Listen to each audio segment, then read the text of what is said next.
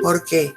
Porque en realidad la Universidad de Jujuy surgió de un conjunto de profesionales que estaban aquí y que tuvieron, digamos, la garra para pensar que la cuestión cultural en la región del noroeste es crucial para poder desplegar alternativas, para poder desplegar opciones políticas, opciones estratégicas que permitan tener una sociedad más justa y más humana en Jujuy.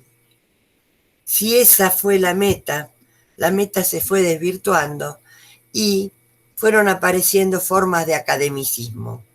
Pero en realidad sigue siendo en la voluntad de muchos docentes, entre ellos nosotros tres. Ustedes pueden decir, bueno, por eso es idealismo. Tal vez sea idealismo, pero tal vez pueda formular nuevas políticas de gestión para una organización social más justa y más humana. Esa es nuestra mirada de largo plazo. A eso queremos llegar. Y entonces la reflexión forma parte del camino, porque si no, lo que seríamos sería ser meros reproductores de lo que hagan en Buenos Aires, de lo que hagan en Europa o en Estados Unidos. Tenemos que tener nuestra propia reflexividad, tenemos que construirla, y es un trabajo, no es algo que se da por descontado, es un esfuerzo grande, grande, y esa es tal vez el desafío. En ese desafío, sí, el estudio sistemático es necesario. Uno aprende un idioma nuevo, un lenguaje técnico que tiene sus precisiones, un lenguaje técnico que además varía entre las distintas tradiciones de investigación. Uno aprende a pensar en términos antropológicos, que es distinto a pensar desde el sentido común. Porque cuando nosotros pensamos en la experiencia práctica, nuestra historicidad es la que manda. Cuando pensamos en un campo científico, lo que manda son las tradiciones teóricas, las tradiciones de investigación y las investigaciones que se van produciendo que generan innovaciones. De manera tal que sí, es un gran esfuerzo. Es un gran esfuerzo en un momento en el cual no nos vemos la cara. Muchos de ustedes no tienen fotos, no sé si son altos o bajos, no sé si son jóvenes o no tan jóvenes, no sé. No hemos visto tampoco los registros de sus inscripciones. No sabemos si vienen del secundario, si han cursado otras carreras, es decir, la historia social de su educación no la tenemos. Entonces estamos trabajando juntos en un esfuerzo mutuo. Tanto nosotros como ustedes están haciendo un gran esfuerzo, porque además estamos hartos de la pandemia, estamos hartos de estar encerrados, estamos hartos de no ver a nuestros amigos, a nuestros hijos, o de verlos. Bueno, en mi caso yo solo veo un hijo, así que calculen, solo veo un nieto. Es decir, todos estamos en una situación angustiosa de la que queremos salir. Por eso el esfuerzo de ustedes y el nuestro es sumamente valorable. No pongamos fechas rígidas, pero sí pongamos el esfuerzo, porque si el esfuerzo no está, es de balde. Dice Daira, bueno, a mí me parece que escribieron varios de los chicos que nunca escriben, que yo intuyo que son, intuía que había compañeros que recién salieron de la secundaria e ingresaron a la vida universitaria y les tocó en este año, de esta forma tan complicada. Daira, por ejemplo, dice que yo creo que es la primera vez que escribe, no me acuerdo si haya escrito otra vez. Bueno, dice, buenos días, profe, a mí me pasa que como es mi primer año de estudiante universitario, hay cosas en los textos que no entiendo, ya sea definiciones o otras que a mí, por ejemplo, me atrasa porque tengo que averiguar todo desde cero dependiendo del tema. Y bueno, se adhieren al comentario. Comunicas a través de la página. ¿Por qué no haces las preguntas? Aunque te parezca que son preguntas, no sé cómo las juzgás, pero no importa, porque acá no estamos para evaluar si sabes o no sabes. Estamos para aprender, estamos para compartir un conocimiento. Entonces, aquí no se va a juzgar a nadie porque haga una pregunta que le parezca que es perogrullesca o que le parezca tonta. No, todas las preguntas son valiosas, todas las preguntas son necesarias, todas las preguntas le sirven al otro. Por eso el foro, porque el foro, tal vez yo hago una pregunta y mi compañero tiene una duda parecida y le sirve, y entonces no es necesaria, digamos, No, y además el foro es para responder, lo mismo que el mail, preguntas más complejas. Las preguntas en general dentro de los textos son más complejas. Si ustedes me mandan una duda por WhatsApp, que igual he respondido a varias compañeras, digamos, es más difícil tratar de escribirles en el WhatsApp y encima el WhatsApp muchas veces escribe lo que quiere, no lo que uno quiere. Por eso, como herramienta para comunicarnos, fantástico, pero como herramienta didáctica de aprendizaje nos sirve, ¿sí? Por eso el foro, y por eso tenemos el aula virtual, y si no, el mail de última, que uno se puede extender en la explicación mucho más. La otra posibilidad, que también se las dejé puesta en el foro, es una clase sincrónica, o sea, como esto. Ahora, si ustedes me dicen, profe, hagamos un práctico sincrónico, fantástico, pero tienen que preguntar. No es que yo voy a dar un segundo teórico, una segunda versión, y ustedes se van a mantener callados. No, tienen que ir con las dudas precisas y tenemos que discutir si los temas, las unidades, los textos, y eso es mucho más rico, ¿sí? Pero no para usted mantenerse con el micrófono y la cámara cerrada, porque no nos sirve, ¿sí? Pero también está la posibilidad, no es que no exista, también está, también se las dejé dentro del foro, les mandé, la semana pasada abrí un foro, después les volví a mandar otro foro, para ver cómo iban, nada. Bueno, y surgen las dudas y las preguntas. Una de las compañeras tiene duda qué son las monoculturas, de las que habla Boaventura de Sousa Santos. Pensemos, vamos por lo simple. Si no entendemos la complejidad del pensamiento de un científico, decimos, a ver, ¿qué es mono? Porque eso sí lo tienen que saber en el texto. Una cultura. Pero ¿de qué una cultura está hablando si la antropología habla de una diversidad de culturas?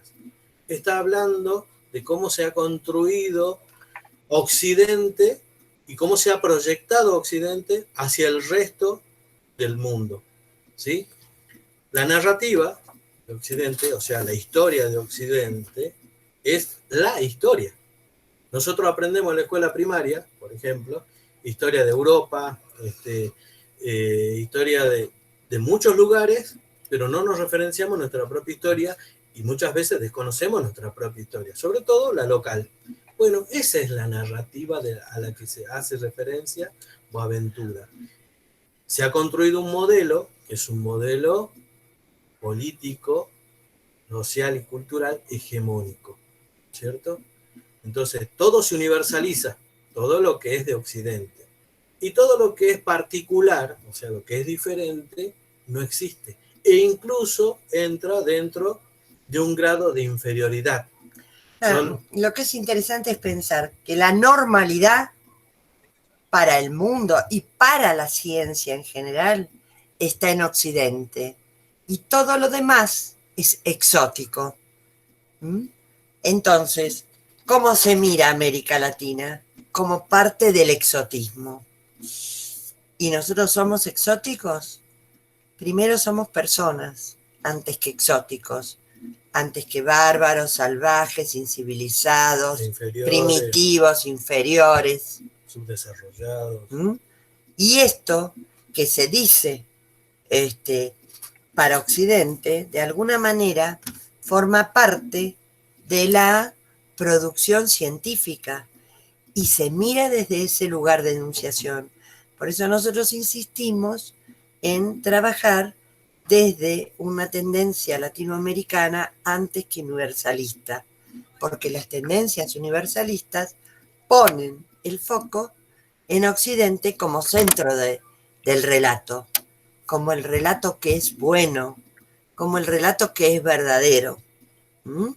Entonces, por eso mirar los dos relatos, no solo mirar lo que dice, hace y produce Occidente, sino mirar lo que dice, hace y produce América Latina, Asia, África, Austromelanesia, es decir, aquellos países que han sido el objetivo de dominación de Europa. Esto es una tendencia mucho más reciente, ¿no? Las ciencias sociales también ha tenido que desandar su eurocentrismo, su etnocentrismo. En los 80, si mal no recuerdo la fecha, un antropólogo llamado Eric Wolf sacó un libro que se llamaba Europa y la gente sin historia. ¿Quién era la gente sin historia? Nosotros, los pueblos considerados inferiores. ¿No? Ni siquiera teníamos historia, por eso además tenían que Occidente contar nuestra historia. Ahí es donde se inserta la monocultura. ¿Sí? Ahora tenemos otras miradas, y esas miradas o esas teorías nos dan otras explicaciones, pero esas explicaciones también nos dan otras prácticas, que son diferentes, pero válidas. ¿Sí? No solamente Occidente tiene prácticas buenas, no solamente Occidente produce ciencia, todos producimos ciencia, todos tenemos prácticas, todos tenemos conocimiento. Por eso es que, digamos, se deja de usar, en antropología no usamos el término, en el sentido común se dice, que es gente inculta. Nosotros no consideramos que nadie sea inculto, porque sabemos que la cultura es una práctica, y esa práctica está mediada por un conocimiento. ¿Sí? Entonces, fíjense en cómo vamos deconstruyendo todo un proceso no solamente teórico, sino que vamos deconstruyendo prácticas que forman la realidad o que conforman la realidad. ¿Se dan cuenta la complejidad? Empezamos de un concepto chiquito que es la monocultura y nos tenemos que ir, situarlos y contextuarlos, no solamente en una discusión teórica única, porque nos podemos quedar con lo que dice Boaventura, que es en términos, en tiempo presente prácticamente, porque una discusión bastante contemporánea, antes no existía, pero tenemos que decir, a ver, ¿qué pasó en las ciencias sociales atrás? ¿Por qué llegamos a esta interpretación de la realidad? ¿Será porque estamos acá y somos nosotros los que somos considerados sin historia? ¿Será porque somos nosotros los que somos inferiores, subdesarrollados? Bueno, tiene que ver con que nosotros vamos también produciendo conocimiento. Y esa es la versión que a nosotros más nos interesa. Porque si no, nos quedamos solamente con el relato de la monocultura occidental. No sé, podemos seguir siendo estructuralistas, funcionalistas, y a otras teorías. Sí, utilizamos las teorías, pero esas teorías le incorporamos nuestro propio conocimiento. No negamos la historia universal, pero también ponemos en valor la particular. Y fíjense que si la antropología sirve, es necesaria y diría que es prioritaria, es porque justamente hay una cuestión central, que es que los políticos toman decisiones y hacen pésima antropología o no hacen antropología o se conforman con sus propios prejuicios. La antropología en un momento fue crucial para poder comprender no solamente a los pueblos distintos de Occidente, sino para comprendernos a nosotros mismos, para interpelar el sentido común. El sentido común que nos dice, bueno, aquello es maravilloso, y nosotros estamos en un mar realmente desolador. No es así, no es así. Poner en valor lo que nuestra historia, nuestra memoria, nuestros pueblos han hecho y las oportunidades que da maneras de pensar, de sentir y de actuar diferentes, nos van a permitir ser nosotros y ser un mejor país, y no ser el país dependiente, vergonzosamente dependiente, que hoy somos. Fíjense, mañana viene en los tipos de las organizaciones internacionales a ver qué vamos a hacer con nuestra deuda. ¿Y quién generó esa deuda? ¿Cómo se generó? ¿Cómo fue? Entonces, yo creo que la antropología es una urgencia. Y en nuestra provincia, más aún, porque los sectores dirigentes, digamos, los políticos que ocupan cargos, por lo general, no se preocupan en tener un conocimiento serio, profundo, disponible, sino que terminan siendo subsidiarios de Buenos Aires y de los centros de poder.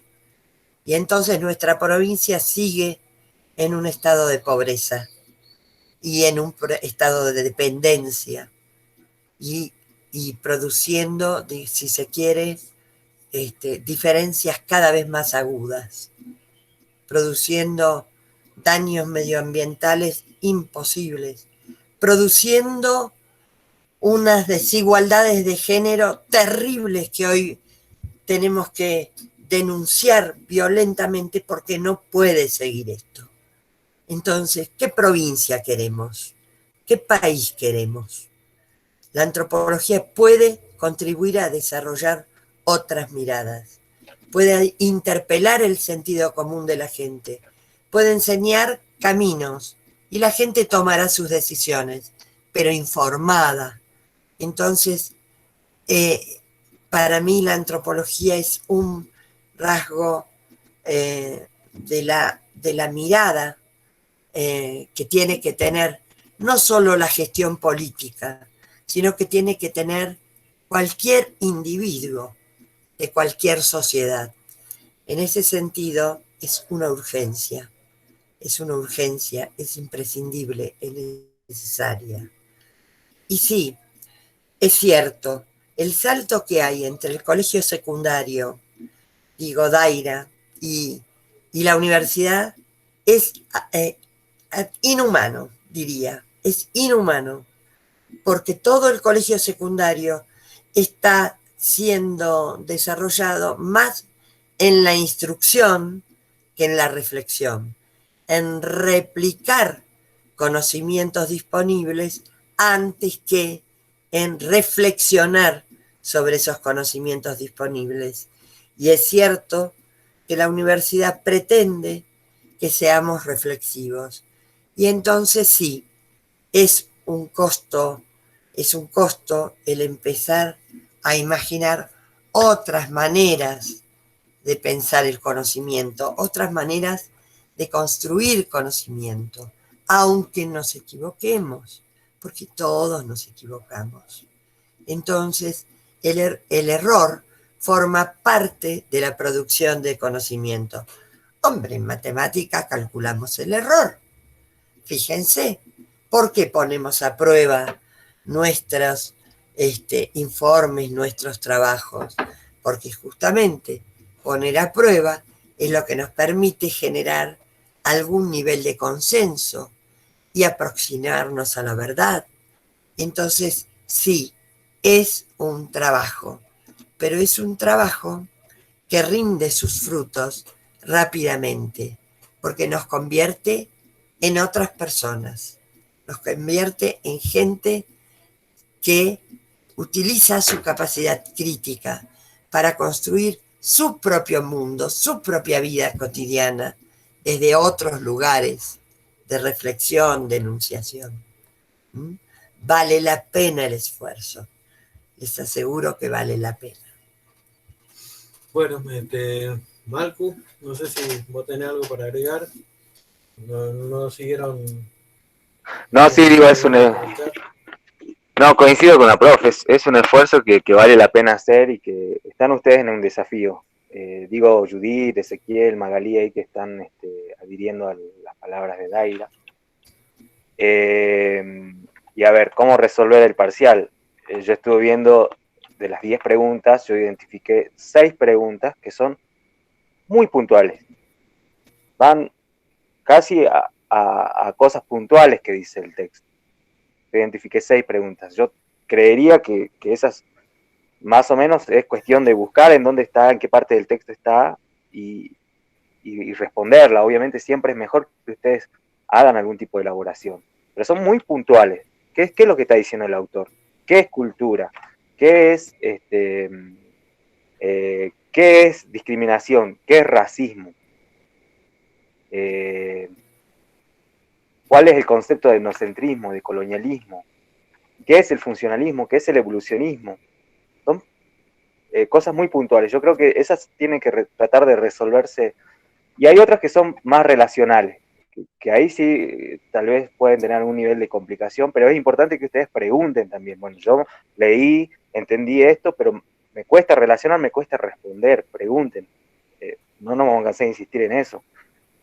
Por ahí Elena nos puede tirar ahora algunas líneas respecto a la idea de diversidad cultural. Yo creo que ahí se presenta en mi opinión, ustedes no lo dijeron, no sé, no lo sé, no estoy en la cabeza de ustedes, pero a mí me da, si yo tuviera que responder este parcial, una en donde hay que establecer algún tipo de relación tiene que ver con el texto de la profe Elena, donde ella habla de diversidad cultural, y a lo mejor, digo, ella nos puede contar ahora un poquito cómo es esta idea de noción. Estoy hablando de la pregunta 6, la idea de noción de la diversidad cultural. ¿Por qué ha sido importante? Bueno, lo venimos hablando todas las clases, ¿no? Pero, a ver, ¿qué nos puede decir la profe Elena? No sé, a lo mejor nos tira algunas pistas para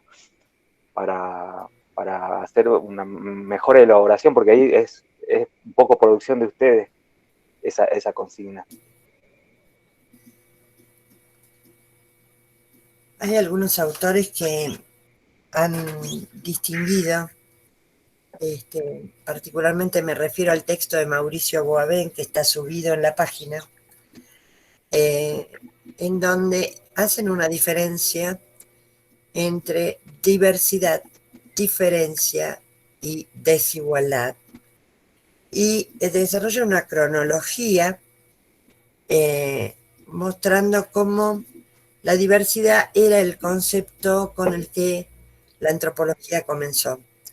En realidad, la diversidad con la que comenzó la antropología está de la mano de la discriminación. ¿Por qué? Porque fíjense que el evolucionismo justamente lo que hace es una escala de desarrollo de la humanidad, es decir, no hay ser humano que escape a esa escala, ¿no es cierto? Y que ubica a los distintos pueblos en distintas etapas. Algunos pueblos han salteado etapas, otros han tenido regresiones, pero en general la diversidad allí tiene que ver con lo tecnoeconómico, es decir, con las maneras en que se relacionaban con la naturaleza, con el ambiente y con los otros hombres para poder reproducir la vida, ¿no es cierto? Y cómo en realidad esa diversidad entonces significaba una escala de desarrollo de la humanidad en donde el punto más alto estaba, por supuesto, en Europa. En realidad, el concepto de diversidad que hoy estamos desplegando es francamente diferente de aquel que puntualizaba el evolucionismo, y en realidad pone el concepto de diferencia en la antropología clásica, es decir, en el funcionalismo centralmente y en el particularismo histórico estadounidense. ¿Por qué? Porque en realidad la diferencia a lo que apunta es a mostrar cómo frente a problemas de un mismo tipo, como puede ser, por ejemplo, la satisfacción de necesidades, los pueblos desarrollan estrategias diferentes, ¿no es cierto? Y esas estrategias diferentes han marcado culturas diferentes e instituciones diferentes y relaciones sociales diferentes. Pero cuando se piensa en el mundo capitalista, el concepto clave, ¿cuál es? Es el de desigualdad. ¿Y por qué desigualdad? Porque las condiciones estructurales hacen que algunos sean los dueños de los medios de producción y otros solo tengan la fuerza de trabajo. O sea, hay algunos que se apropian de la fuerza de trabajo de los más humildes para enriquecerse, mientras que los más humildes solo pueden, si se quiere, reproducir la vida, es decir, seguir vivos, pero no tener grandes expectativas de logro.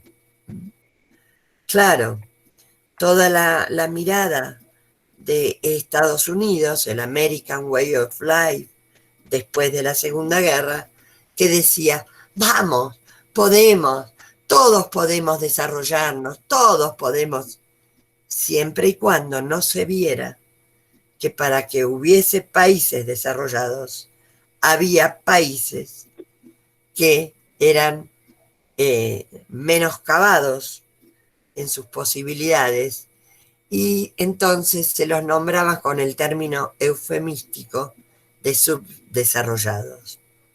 La diversidad en tiempo presente tiene que ver con no solamente el reconocimiento de la desigualdad, no solamente tiene que ver con el reconocimiento de las diferencias, sino que tiene que ver con la puesta en valor de la diversidad y con la mirada en torno a las oportunidades que puede ofrecer un pensamiento otro.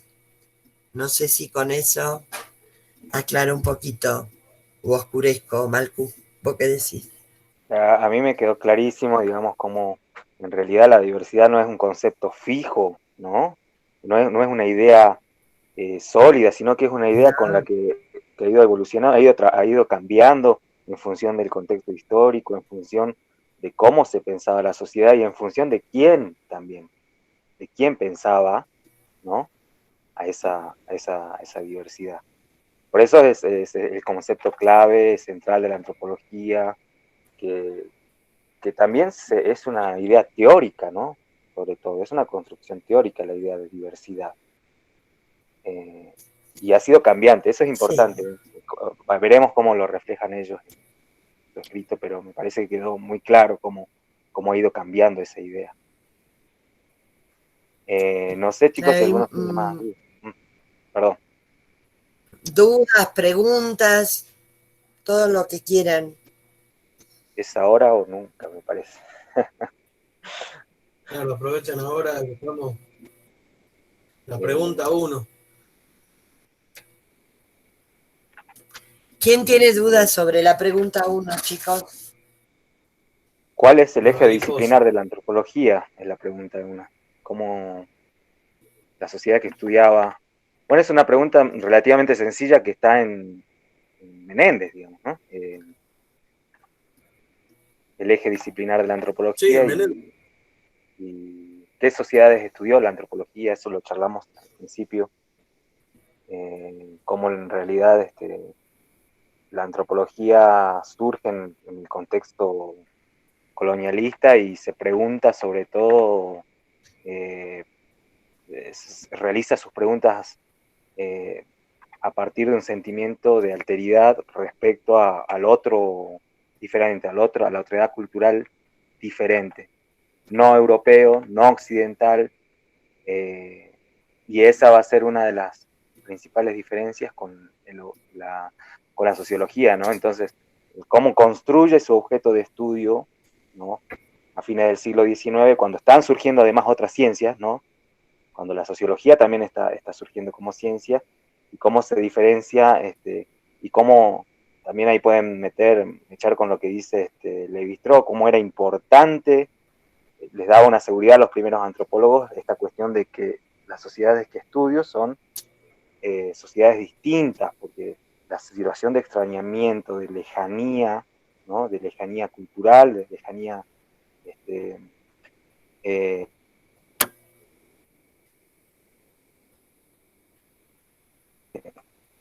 Malco, texto positivista, ¿no? de la ciencia.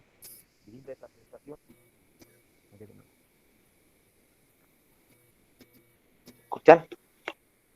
Cortado, te escuchamos cortado. Debe ser, internet debe ser. No sé si quedó más o menos. Una pregunta. ¿Puedo hacer una pregunta? Sí. Ok. La parte en la pregunta 1, lo de caracterizaban, ¿se refiere a lo que serían las sociedades complejas o es otra cosa?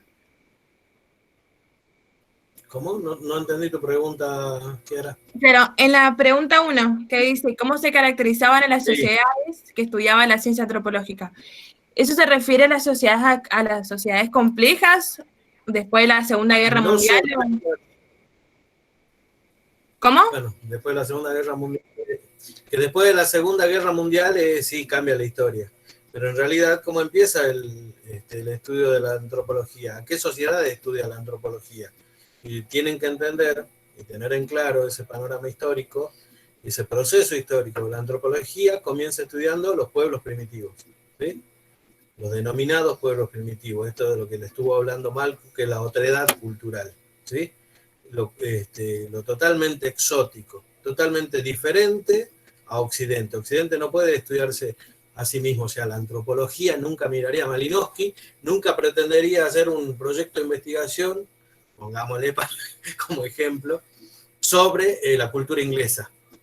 ¿Cómo va a estudiar la antropología de la cultura inglesa si es un estudio para las sociedades primitivas? Incluso hoy se sigue considerando, cuando uno habla de etnografía, no como un método, una metodología o un proceso disciplinar del antropólogo, sino como el estudio de las sociedades primitivas, de ese culturalmente otro, ¿sí? Con el tiempo, y eso es lo que va mostrando no solo Menéndez, ese es el eje de la discusión para mí del texto de Elena sobre la diversidad, es cómo va cambiando el mundo. Y acompañado de esos cambios históricos que se producen en el mundo, también se cambia la disciplina, la antropología. Tiene que cambiar no solamente sus metodologías, sino que además tiene que cambiar, no tiene que cambiar, cambia lo que se denominaba en ese momento el objeto de estudio. O sea, las sociedades primitivas comienzan a ser absorbidas, van a leer en muchos textos que desaparecen. No es esto una desaparición, es una absorción, se incorporan en muchas prácticas al mundo occidental, ¿sí? Con esto quiero decir que nosotros podemos usar Jin, tener teléfono y todo lo demás, pero no somos plenamente occidentales, tenemos nuestras prácticas culturales propias, ¿sí? Pero estamos diluidos fundamentalmente en el capitalismo, ¿sí? Que es el eje central, digamos, del motor que cambia el mundo. Bueno, entonces, al pasar esto, sobre todo porque se considera que la cultura, o sea, que estos pueblos son pueblos pequeños, aislados, son unidades cerradas, al cual el antropólogo, por una cuestión metodológica, podía acceder. Una sola persona, un solo individuo, investiga toda una sociedad e indaga sobre toda esa sociedad, sobre todos los aspectos de esa sociedad, ¿sí? La religión, la salud, los rituales, ¿sí? Un estudio holístico. Primer elemento clave de la antropología, el holismo. ¿Sí? Todo. ¿No? En ¿Qué inglés. pasa cuando el mundo cambia y se absorbe dentro de Occidente y del capitalismo? Tienen vínculos, todas las sociedades están vinculadas a sociedades mayores, ¿sí?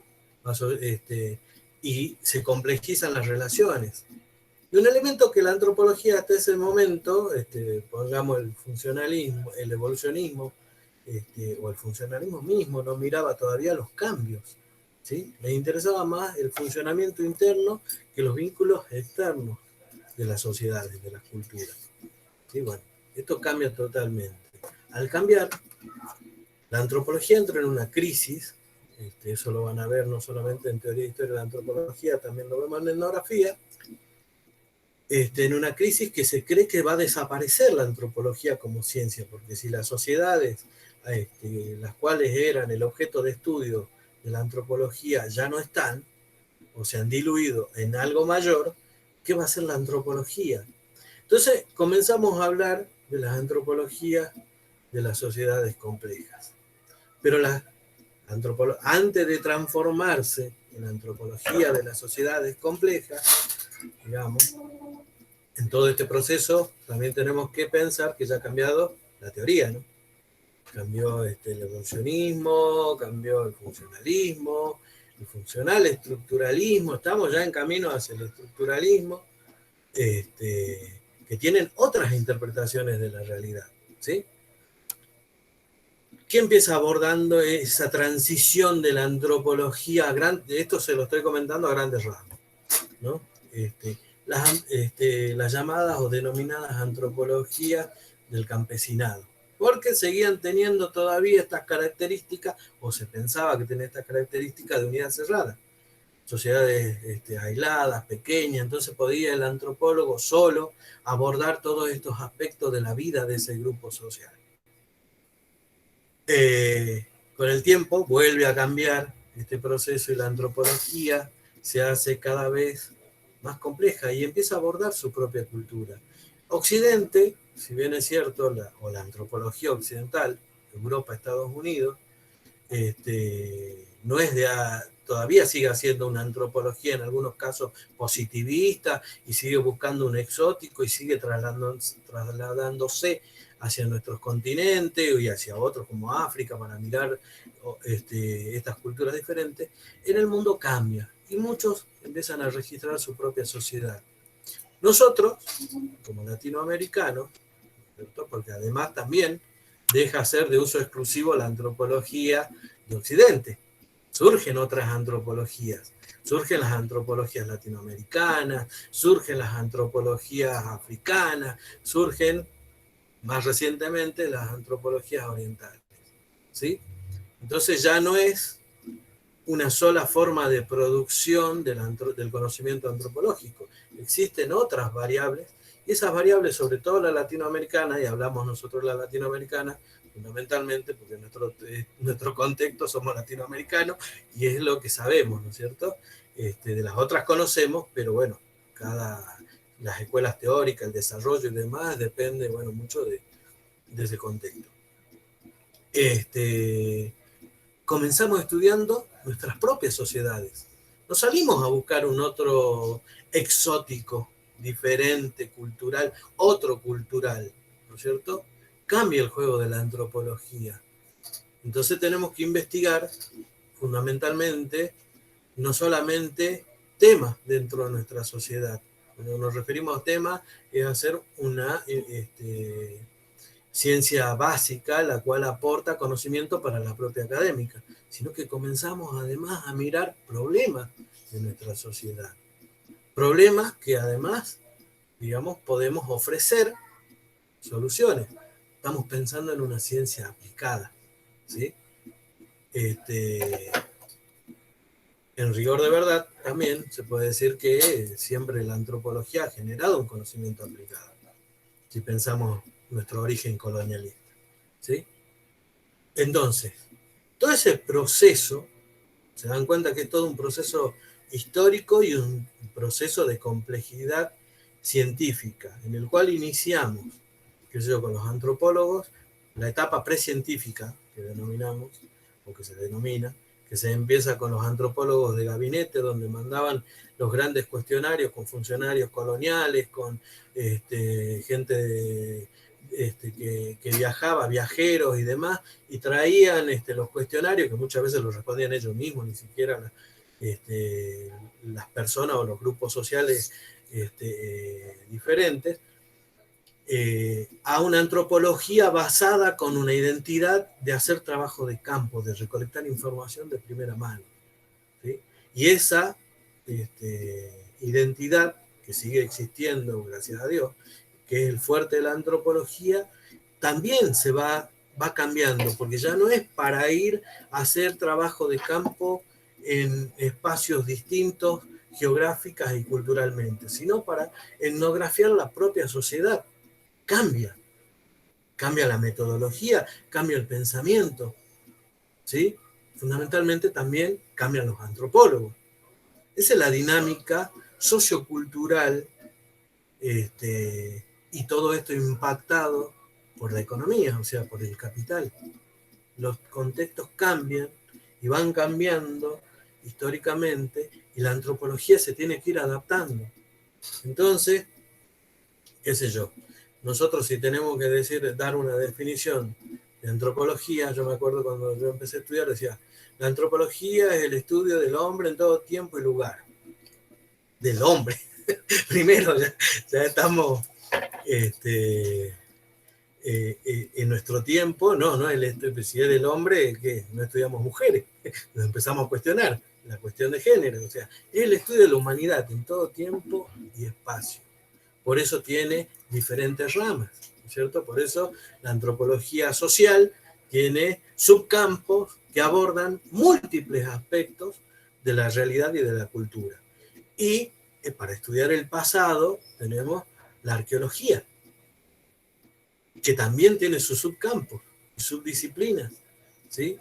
Porque a medida que ha ido evolucionando también la tecnología, se han ido produciendo cambios dentro de la ciencia arqueológica que han impactado para interpretar mejor. Entonces, no es un solo panorama, ¿sí? Menéndez da una versión bastante aproximada y bastante actual, pero se concentra ¿para qué? Para explicar sobre todo el racismo y la desigualdad en términos, desde la colonia y cómo se ha conformado el espacio, sobre todo latinoamericano. Ustedes siguen leyendo después el libro, va específicamente hacia la antropología latinoamericana, ¿sí? Así que para comprender, digamos, no sé si sirve o oscurece, me parece que hay que entender eso y lo que él va marcando históricamente, no con esto. También tienen un cuadro, que también se lo dijimos y se lo dejamos,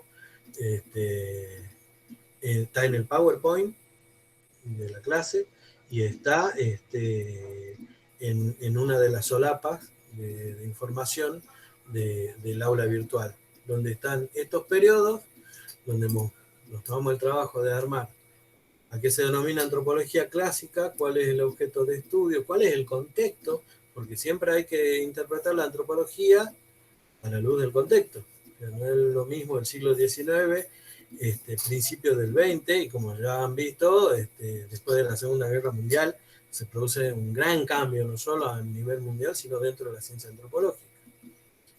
Ustedes tienen que entender eso y eso les va a servir no solamente para nuestra materia, sino que les va a servir para entender todo el desarrollo de la antropología de acá en más. Le va a costar menos entender la teoría, le va a costar menos entender los procesos metodológicos de la antropología fundamentalmente, ¿sí? Bueno, no sé si les sirve, si aclara o oscurece el panorama. Bueno, vamos a poner como último día para la entrega del parcial el domingo. Puede ser el lunes. Puede ser el lunes también. No, metí el domingo, no voy a abrir el correo. Bueno, no vamos a abrir. Digamos que sea el lunes a las 12 de la noche. Como fecha. Y si tienen dudas, comuníquense, no queden aislados, no queden fuera, por favor. Buenísimo, me parece bien. Así que cualquier digo, duda, para que... comentario. Ah, bueno. Genial. Bueno, en ese caso nos vemos el miércoles que viene. Bien, muchas gracias, hijos. Sí, bueno, para que digo. Bueno, esperamos las dudas Hola. del foro. Hola, te escuchamos. Gracias, Magalí, sos un encanto. No, por favor, Judith, no Sí, llores. Ezequiel, hasta el lunes se puede presentar. Hasta el lunes se puede presentar. Vamos, fuerza Italia y cualquier cosa, aquí estamos. Miren, yo soy de Racing, si hay un equipo perdedor, ese es Racing. Y acá estoy. Así que no se pongan en perdedores, somos ganadores. Tenemos una misión que es que la antropología ocupe el lugar que ocupan los burros políticos que tenemos. Ya tiene un punto extra, Ezequiel de Boca. Mira. Yo le reí. No, si nos ponemos así, yo le resto 3 puntos. Vos ya te aseguro que Bueno. Tranquilo. Bueno. Bueno, cuenten con nosotros. Esperamos que sirva para que... Tienen comunicación, ya saben. Estamos a disposición. No sé, Totalmente, creo creo que hacer una clase libre solo para charlar y relacionar, porque a mí me encantaría sentarme a charlar porque a mí me pasa que yo relaciono todo con todo. Yo voy por la calle y ya veo antropología, bueno, y todo con lo que yo ya sé también, ¿no? Con lo que es mi experiencia propia. Y un día quiero sentarme a charlar y estaría horas y horas ahí charlando. Pero buenísimo, buenísimo. Y ojalá iba a decir una mala palabra, pero queda feo en una grabación, esta pandemia termine para que nos podamos sentar en cualquier plaza, en cualquier lado, si la universidad no abre, podamos tomar unos mates y charlar y ser más nosotros, ¿no? Porque es difícil ser uno a través de una pantalla, sí. Sobre todo que uno no tiene experiencia en actuación, entonces no sabe muy bien qué hace con los brazos, dónde pone las manos, qué dice, y por ahí lo que dice misma, suena profe, raro. Sea usted misma. Sea usted misma. Yo soy así, y esta es mi casa, y vamos cambiando de lugar. Ahora estamos en la computadora mía, porque la de Ariel, no sé, se retobó y no tenía sonido, así que yo necesito que ustedes pongan de sí y trabajemos juntos, porque son imprescindibles. No hay universidad sin estudiantes, no la hay. Así que vamos, caramba. Fuerza para todos. Bueno. Nos vemos, cuídense. Así es, qué lindo. Eso, dale. Fuerza para todos. Genial. Y ya nos vamos a ver, Carola, dale.